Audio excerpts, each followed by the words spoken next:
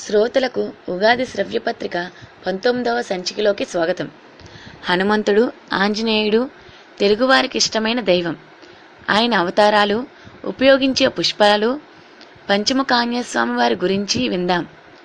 ఆంజనేయ అవతారాలు అనే శీర్షికలో చిన్నపిల్లల కోసం అత్యాశ వల్ల బాధపడ్డ కోతి కథ, పాయసం, కోతి అత్యాశ, చిట్టి చిలకమ్మ పద్యం. మీరు 10 మందిలో మంచి వక్తగా నిలబడాలంటే తప్పక తెలుసుకోవలసిన మరియు ఆచరించవలసిన సూచనలు వినండి. పలుకే బంగారమా శీర్షిక కింద. ఇంకా తొలిసారిగా పుస్తక పరిచయం మన భానుమతి రామకృష్ణ గారి రచన అత్తగారి కథల గురించి వినండి. మీ అమూల్యమైన సలహాలు, సూచనలు తప్పక తెలియజేయండి. ugadi@gmail.com ద్వారా. కొన్ని విశేషాలు తెలుసుకుంటూ ఉంటే చాలా ఉత్సాహంగా ఉంటుంది. అలాంటిదే ఆంజనేయ స్వామి అవతారాలు. ఆంజనేయ స్వామి కూడా శ్రీ విష్ణుమూర్తిల అవతారాలు ఎత్తారు. మహావిష్ణువు 10 అవతారం ధరిస్తే ఆంజనేయ స్వామి 9 అవతారాలు ధరించారు. అవి వరుసగా ప్రసన్నాంజనేయ స్వామి, వీరాంజనేయ స్వామి, వింశతి భుజ ఆంజనేయ స్వామి, పంచముఖ ఆంజనేయ స్వామి, అష్టాదశ భుజ ఆంజనేయ స్వామి, సువర్చల ఆంజనేయ స్వామి, చతుర్భుజ ఆంజనేయ స్వామి, ద్వాత్రింశతాద్భుత ఆంజనేయ స్వామి, వానరాకార ఆంజనేయ స్వామి. ఆంజనేయ స్వామి రుద్రాంశ సంభూతుడు. ఆంజనేయ స్వామికి పూజ చేయవలసిన ప్రత్యేక రోజులు ఏమిటంటే శనివారం, మంగళవారం మరియు గురువారం కూడా. పురాణ కథ ప్రకారం ఒకసారి శనిదేవుడు ఆంజనేయ స్వామి తన ప్రభావంతో వశపరుచుకోవాలని ప్రయత్నించగా స్వామి అతన్ని తలకిందులుగా పట్టి ఎగరవేశారు. తన కర్తవ్య నిర్వహణకు సహాయం చేయమన్న శనిదేవుని తన శిరస్సు పైభాగాన్ని అధిరోహించమని స్వామి చెప్పగా శని ఆవహించిన తన శిరస్సుపై ఒక పెద్ద రాతిని ధరించి హనుమ ఉండగా తన అపరాధాన్ని మన్నించమని శని వేడగా స్వామి తనను తన భక్తులను ఎప్పుడూ పీడించనని శని మాట ఇచ్చిన తర్వాత వదిలిపెడతారు.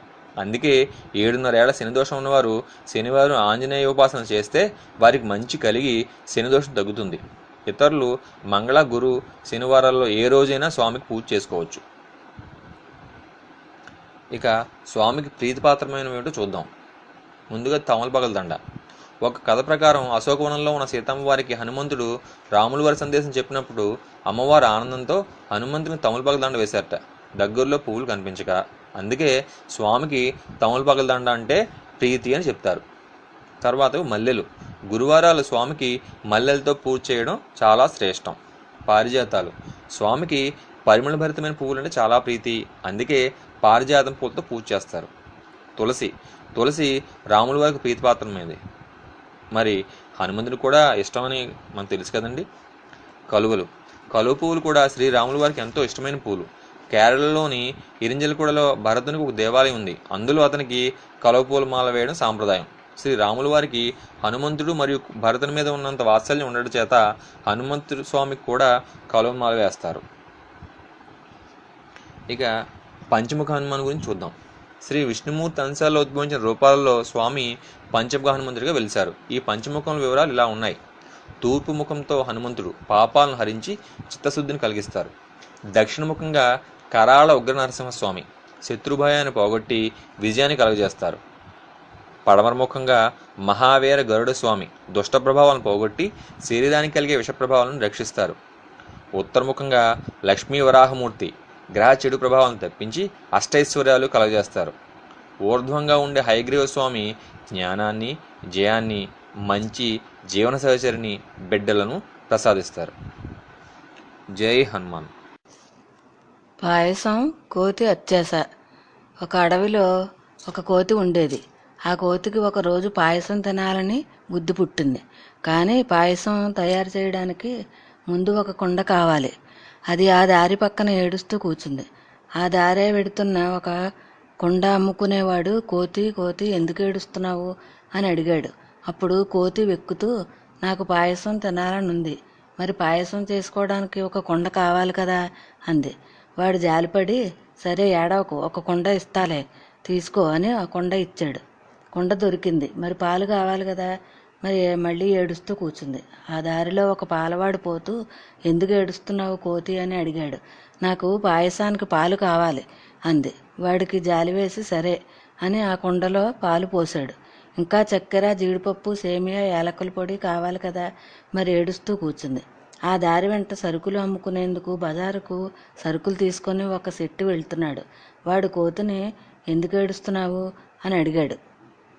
కోతి నాకు పాయసం చేసుకోవడానికి కుండలవాడు కుండ ఇచ్చాడు. పాలవాడు ఆ కుండలో పాలు పోశాడు.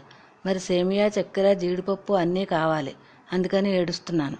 దాని ఏడుపు చూసి జాలిపడి సేమియా, చక్కెర, యాలకుల పొడి అన్నీ ఇచ్చాడు.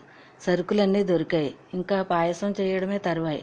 కోతి 3 రాళ్లు ఒక చోట పెట్టి పొయ్యి తయారు చేసింది. దాని మీద కుండను పెట్టి పాలు పోసింది. చితుకులు ఏరుకొని వచ్చి మంట చేసింది. పాలు, సేమియా, చక్కెర, యాలకుల పొడి వేసింది. పాయసం కొత్త కొత్త ఉడుకుతూ ఉంటే ఆ వాసనకు అది లొట్టలు వేస్తూ ఉంది. దాన్ని కలపాలనుకుంది. ఒక కర్ర ముక్క తెచ్చుకోవచ్చు కదా. అబ్బా, మరీ మళ్ళీ కర్ర మొక్క కోసం వెళ్ళాలి కదా అని బద్దకించి కలపడానికి తన తోకను కుండలో పెట్టింది ఆ తెలివి తక్కువ కోతి. ఇంకేముంది, ఆ వేడికి దాని తోక కాలింది. మంటకు అది తట్టుకోలేకపోయింది. వెంటనే పాడు పాయసం, నా తోక కాలిపోయింది అని ఆ కుండెడు పాయసాన్ని అక్కడ ఉండే నీళ్ల తొట్టిలో పోసింది మంట చల్లార్చుకోవటానికి. ఆ నీళ్లతోనే తన తోక ముంచి నాకింది.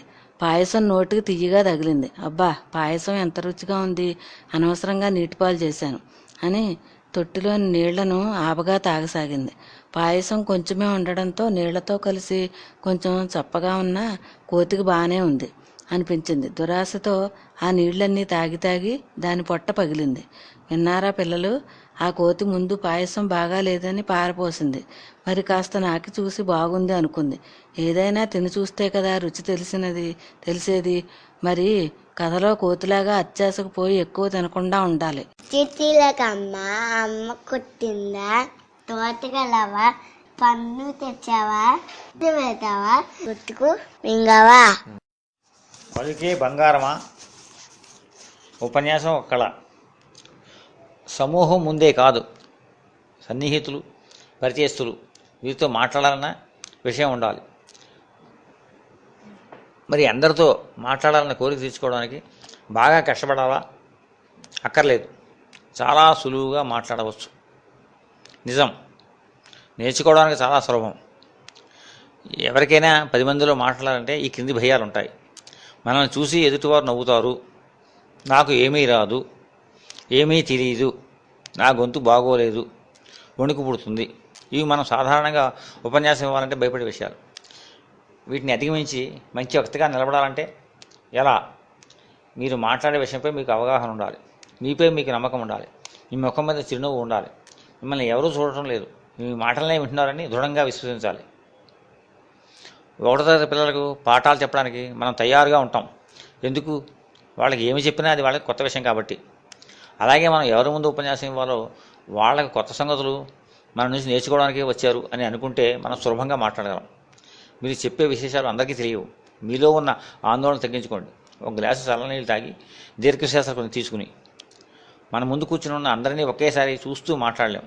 ఒక్కొక్కరిని చూస్తూ మాట్లాడండి. మీరు మాట్లాడే విషయాల గురించిన విశేషాలు బాగా తెలుసుకోండి. ఆ భావాలు మీరు ముఖ్యంగా విశేషాలుగా రాసుకుని చదువుకుని బాగా తయారవ్వండి. అంతేగాని బట్టిగా పట్టకండి. ఎందుకంటే ఒక సంగతి మర్చిపోయినా మొత్తం అభాస్వాలు అవుతారు. మీ గొంతు, స్వరము, ఉచ్చారణ దోషాలు సరిచేసుకోండి. ఓంకారాన్ని అభ్యసిస్తే గొంతు బాగుంటుంది. మంచి ప్రారంభం గొప్ప ముగింపు మార్గం అన్నట్లు ప్రారంభంలో ఒక నవ్వు తెచ్చే సంగతో గొప్ప సుఖతో ఎంచుకుని శ్రోతలను ఆకట్టుకోవాలి. ఎందుకు, ఏమిటి, ఎలా, ఎప్పుడు, ఎక్కడ, ఎవరు అన్న ప్రశ్నలకు ఒక పద్ధతిలో సమాధానం వివరిస్తే మనం చెప్పే విషయాల గురించి గొప్ప ఉపన్యాసం ఇవ్వచ్చు. మనం మాట్లాడే విషయానికి ఒక ఆధారం, పురాణము, చరిత్ర, దేశ నాయకుల రచనలు ఉండాలి. మనం ఇచ్చే ఉపన్యాసాలు ఈ క్రింది వాటిలో ఎందులో చేరుతాయో మనం చూసుకుంటే ఇంకా సులభం. అవి వస్తువు, వ్యక్తి మొదలగు వాటి పరిచయ ఉపన్యాసం, ఒక విషయానికి వివరణ, ఒక పరిస్థితి లేదా సమస్య గురించి విశ్లేషణ, ఒక సమూహానికి స్ఫూర్తి గొలిపే ఉపన్యాసం, ఒక చక్కని ఉదాహరణ, చమత్కారం, స్వ లేదా తెలిసిన విషయాలు. ఆ ఉపన్యాసం చేరిస్తే మీకు ఉపన్యాసం పట్టు వచ్చినట్లే. మంచి సూక్తి లేదా సూచనతో ఉపన్యాసం ముగిస్తే శ్రోతలపై ముద్ర వేసినట్లే. మరి ఇంకా ఆలస్యం ఎందుకు?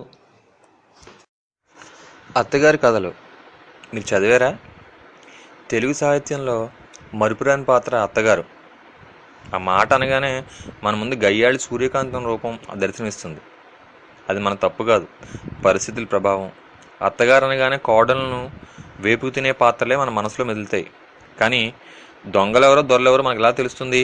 మా కాలంలో దొంగలైతే నల్లగా నాపరాళ్ళలాగా పట్టుకుంటే చిక్కకుండా జారిపోయి పారిపోయేందుకు ఉండి నిండా నూనె రాసుకుని దొంగతనాలకు దోపిళ్లకు వస్తుండేవాళ్ళు అని అమాయకత్వం వెలిపుచ్చి అత్తగారు కేవలం భానుమతి రామకృష్ణ గారి ఊహల్లోనే ఉదయిస్తారు.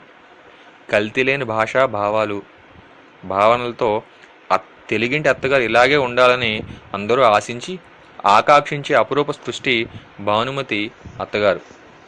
ఈ అత్తగారిలో కనబడే వ్యక్తిత్వం వల్ల కాలదోషం పట్టిన ఆచారాలు, అలవాట్లు, నమ్మకాలు, కట్టుబాట్లు వీటన్నింటినీ పేని ఉంచి చాదస్తాం. ఇది వాస్తవికతకు ఎంతో దగ్గరైన పాత్ర. ప్రతి వీధిలోనూ రామాలయం ఉన్నట్లే ప్రతి ఇంట్లోనూ ఒక అత్తగారు తప్పనిసరి. తాను పట్టిన కుందేలకు 3 కాళ్ళు అనే ఆవిడ మనస్తత్వం, కోడల్ని ఇంటిని కూడా తన చెప్పు చేతుల్లో ఉంచగలిగే నేర్పడతనం, నిమ్మకాయ ఎంతో ఆవకాయ అంతే, ఆవెంతో గేదెంతే అనుకునే అజ్ఞానం, అమాయకత్వం వెరసి అత్తగారు. బోసి నోట్లో కూరల్లా కనిపించే 2 పళ్ళు, కేశాలు లేని తలను కప్పుతూ తెల్లని మల్లు పంచ, కొంచెం అమాయకత్వం, కొంచెం గడసరితనం, కొత్తను చూసి వింతపడడం, పాత సంగతులను ఆప్యాయంగా తలుచుకోవడం, అవకాశం దొరికితే పెత్తనం చేయాలని ఉబలాటం, ఒక మాటని 10 మాటలు పడ్డా అవి ఎవరికి తెలియకూడదని లౌక్యం. వీటికి మారు రూపే అత్తగారు. అన్నీ నాకే తెలిసిన ధీమ, తాను చేసే ప్రతి పని నిర్వాకంపై గట్టి నమ్మకం, అవి బెడిసి కొడితే తన తప్పును తాను ఒప్పుకోవడం ఏమిటి? చాట్ విడ్డూరం. అసలు తాను తప్పు చేస్తే కదా తన చుట్టూ ఉన్నవాళ్లే చేతకాక తప్పులు చేస్తారు. తనదే తప్పని రుజువైతే మొహం దాటేయడం తనకేం కొత్త కాదు. ఇక ఆవిడ వంట చేస్తే వడ్డించిన వెంటనే ఇది ఫలానా అని కనుక్కోవడం ఆ బ్రహ్మతరం కూడా కాదు. అయితే ఆవిడకి పాయసం, వడలు, చెగోడీలు, మురుకులు, అప్పడాలు, వడియాలు అంటే మహా ఇష్టం. అవి వండి ప్రియమైన వారికి వడ్డించి వారిని దడిపించడం అంటే మరీ ఇష్టం. ఆవిడలో చాదస్తం, ఆచారాల పట్ల మక్కువ కాస్త ఎక్కువైనా ప్రేమకు ఆచారం లేదనే సహృదయం గల నిండు మనిషి.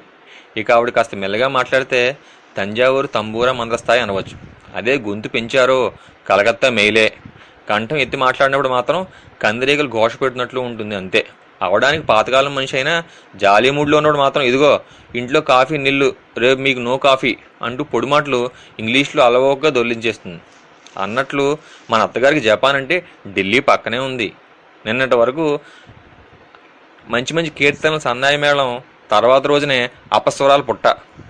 ఉగాది పచ్చళ్ళు రుచుల్లో అత్తగారిలో కూడా అన్ని భావోద్రేకాలు పరిపూర్ణంగా మనకు గోచరిస్తాయి. తెలుగు సాహిత్య రంగంలో అప్పటికి ఇప్పటికీ ఎప్పటికీ నిలిచిపోయే సజీవమూర్తి అత్తగారి పాత్ర.